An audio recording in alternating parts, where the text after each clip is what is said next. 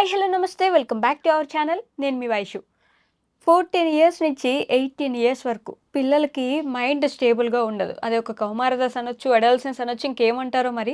ఆ టైంలో వాళ్ళకి నచ్చినట్టుగా ప్రవర్తించాలని, నేను చెప్పిందే రాజ్యం, నేను అడిగిందే కావాలి, నేను ఏదనుకుంటే అది చేస్తాను, ఇలానే ఉంటారు పిల్లలు.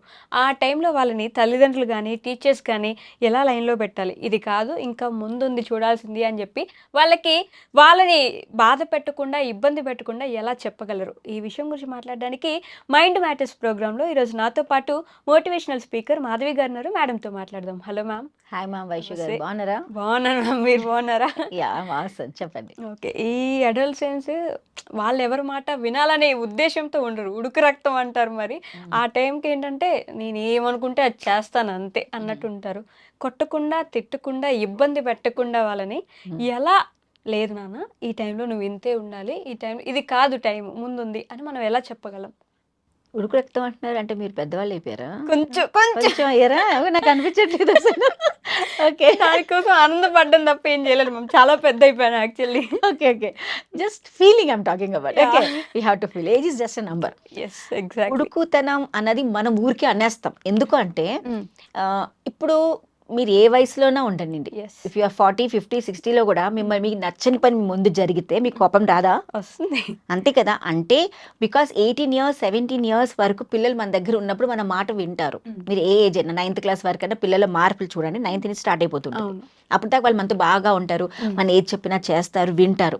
బట్ ఎప్పుడైతే కొంచెం హార్మోనల్ ఇంబ్యాలెన్స్, చేంజెస్, బాడీలో మార్పులు ఇవన్నీ జరుగుతూ ఉంటాయో, అట్రాక్షన్స్ జరుగుతూ ఉంటాయో, they start growing up. Okay. అంటే వాళ్ళు సొసైటీని బయట నుంచి ఒక్కో రకంగా చూడడానికి ప్రయత్నిస్తూ ఉంటారు. Everything for them is very good or bad depending upon they situation అక్కడ.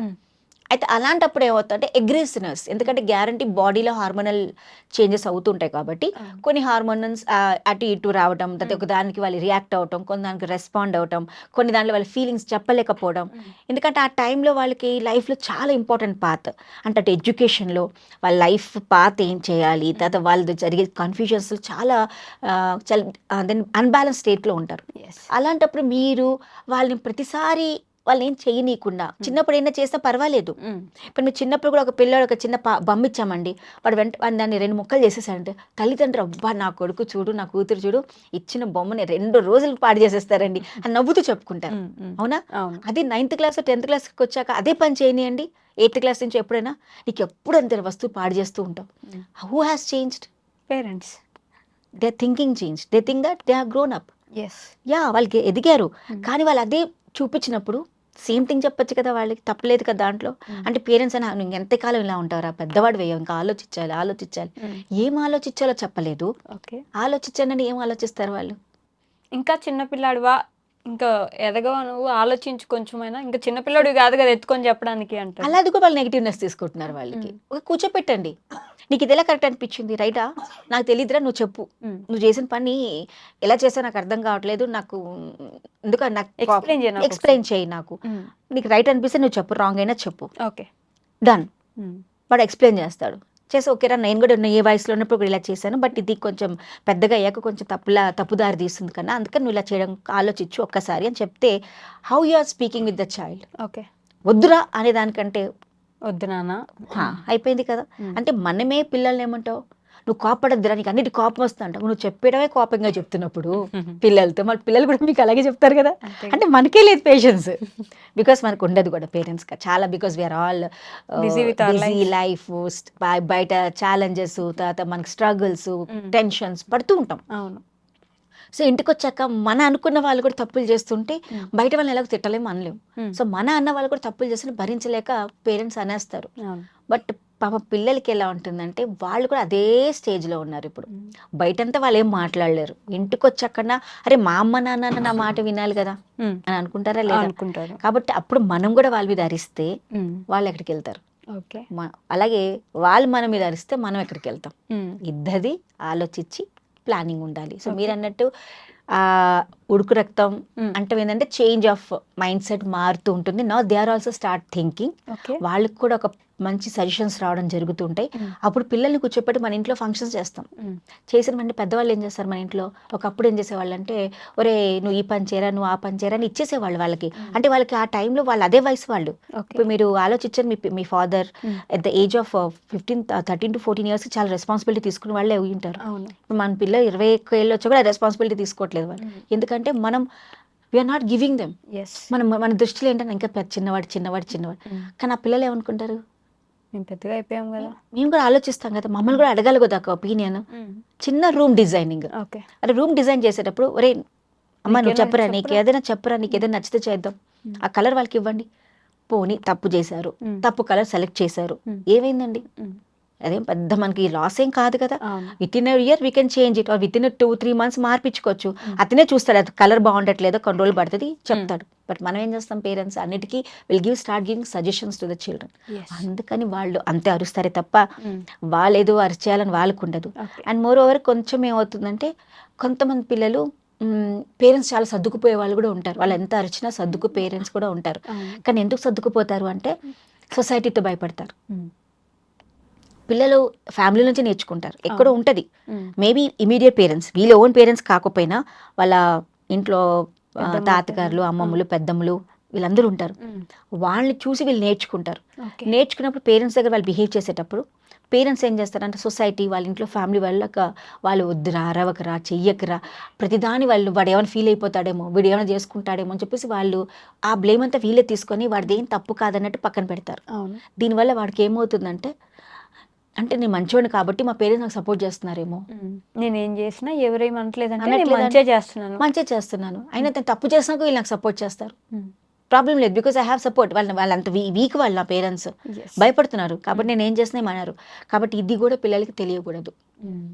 సో ఎవ్రీ టైం పిల్లలు తప్పు చేసినా ఏం లేదు, మీరు లోపల తిట్టద్దు, బయట అందరి ముందు తిడితే ఎవరికైనా బాధ అనిపిస్తుంది.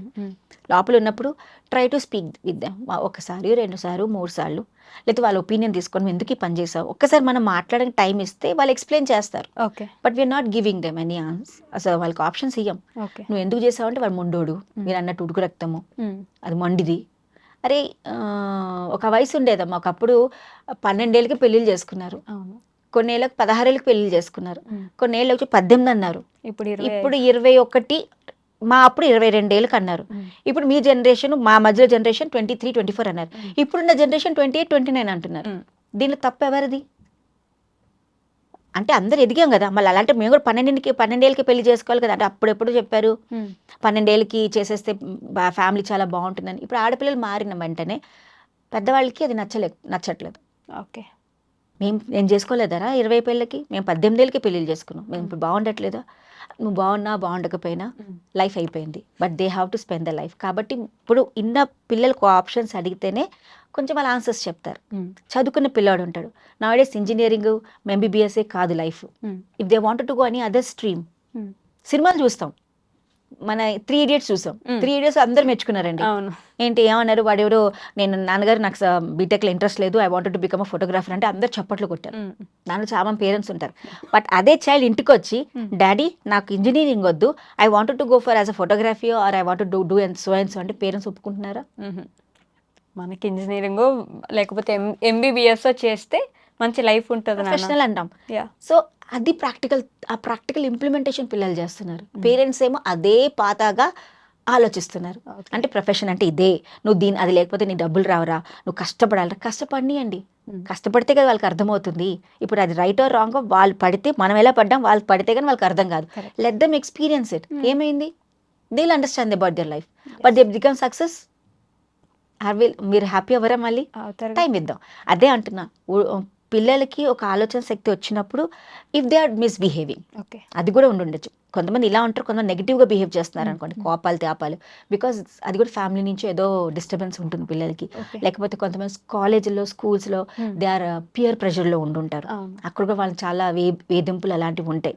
కాబట్టి ఎందుకంటే వాళ్ళలో ఏదో సంథింగ్ అన్యూజువల్ థింగ్స్ ఏవో ఉంటాయి, దానివల్ల అది వాళ్ళకి తెలిసి వాళ్ళు చేస్తారు.